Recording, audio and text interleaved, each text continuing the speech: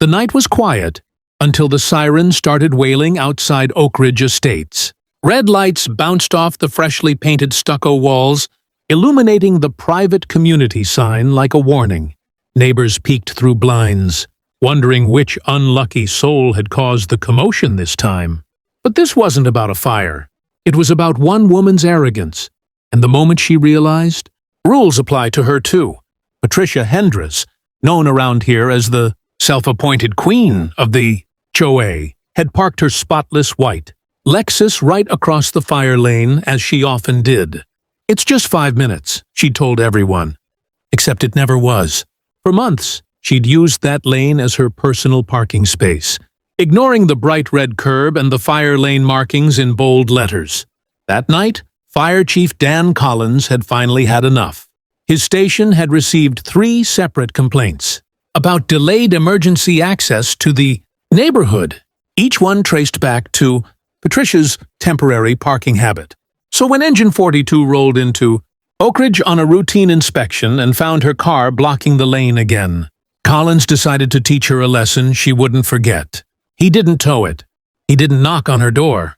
He simply called in a parking enforcement sweep.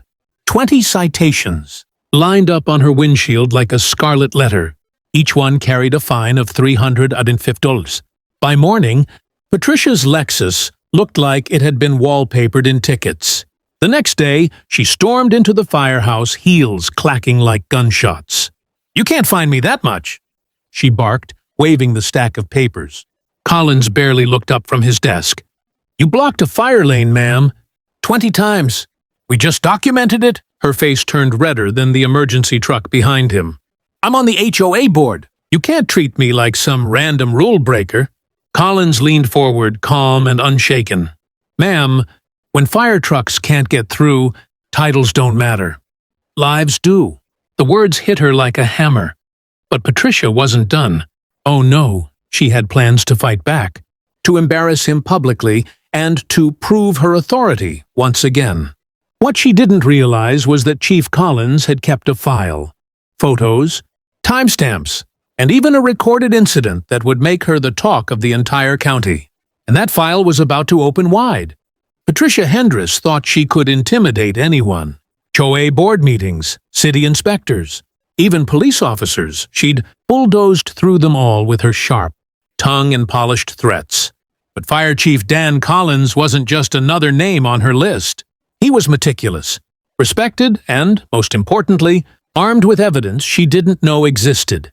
When she threatened to bring this whole department to its knees, during her tirade at the station, Collins quietly turned to a cabinet, pulled out a slim red folder, and placed it on the table. On the cover, Hendris, P. Fire Lane Incidents. He flipped it open without a word.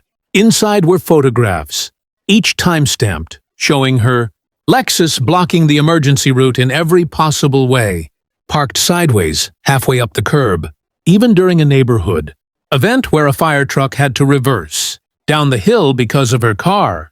Patricia's mouth fell open. You were spying on me?" she stammered. "No," Collins replied evenly. "We were documenting. Every time our access was obstructed, we took evidence.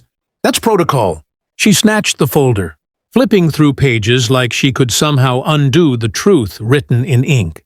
"You can't use this. I'm the HOA president. My role is to maintain safety and compliance." Collins looked up, deadpan. "Then maybe you should start with yourself." The remark hit harder than any fine. Her authority crumbled, if only for a second. But Patricia wasn't built to admit defeat. That same evening, she called an emergency HOA meeting, painting herself as the victim of a harassment campaign by overzealous public servants. Neighbors gathered in the clubhouse, most too polite or too tired to argue. But one man, Mark Evans, stood up. He was a firefighter himself, living 2 streets over. "Patricia," he said firmly, "that lane you keep blocking is our only direct route in. You could cost lives." Her face twitched. "You're exaggerating." Mark shook his head. 2 months ago, we lost 6 minutes rerouting around your car during a medical call. The patient made it, but barely.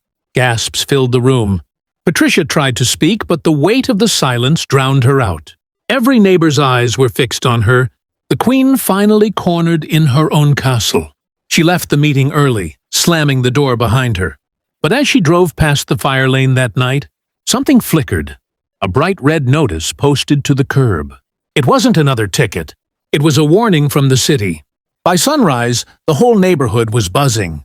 The city had posted a bright orange notice right on the curb where Patricia used to park.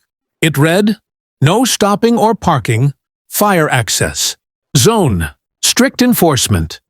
And underneath, in smaller print, violations subject to escalating fines, towing, and civil penalties.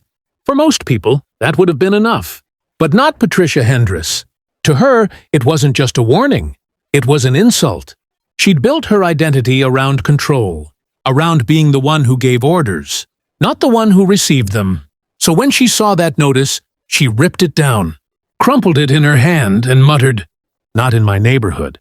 Later that afternoon, she called City Hall, demanding to speak to whoever authorized that atrocity. The clerk transferred her to the fire marshal's office, where she was told, politely, but firmly, that the new enforcement order came directly from Fire Chief Dan Collins himself. That's when she snapped. "He's targeting me," she yelled into the phone. "This is a personal attack." The marshal replied calmly, "Ma'am, this applies to the entire block. You just happen to be the only one who's been violating it." But Patricia wasn't done making enemies. That weekend, she held another HOA meeting, this time with a plan.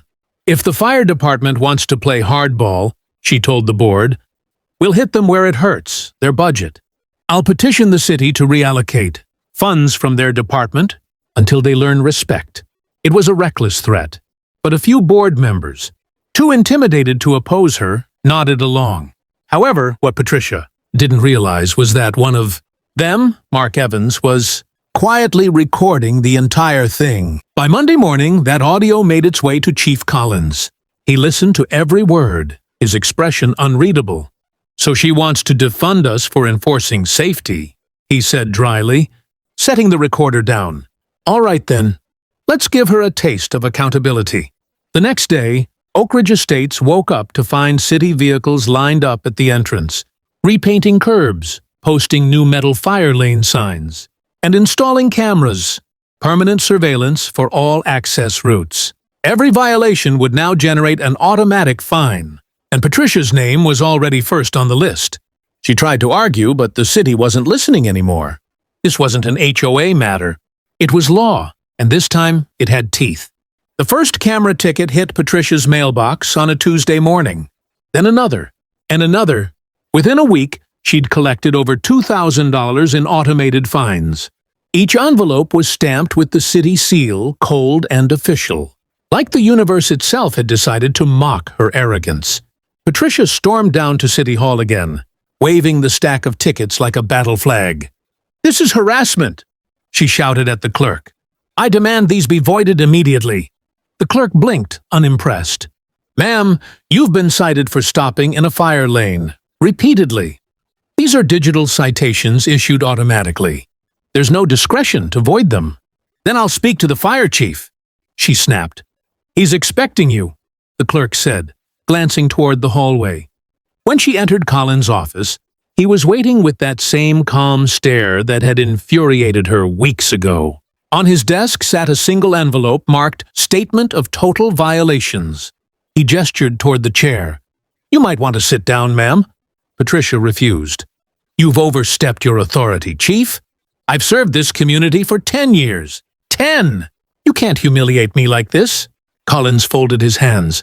"No one's humiliating you, Patricia. You did that yourself when you treated public safety like an inconvenience." She scoffed. "Oh, please.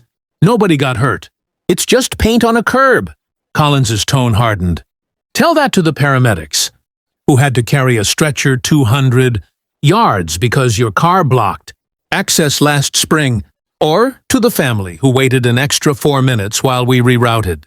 For the first time, Patricia's confidence cracked. I didn't know," she whispered. "Yes," Collins said quietly. "You didn't want to know." He handed her the envelope.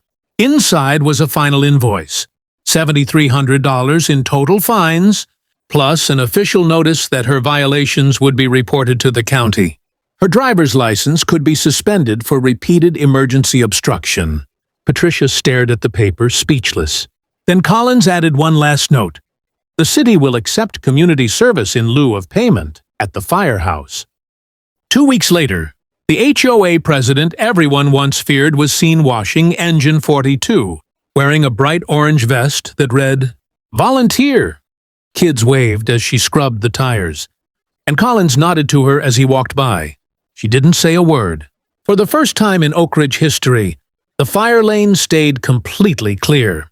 If you enjoyed watching Karma catch up to HOA Karen, make sure to hit that like button, drop a comment, and subscribe for more wild neighborhood stories.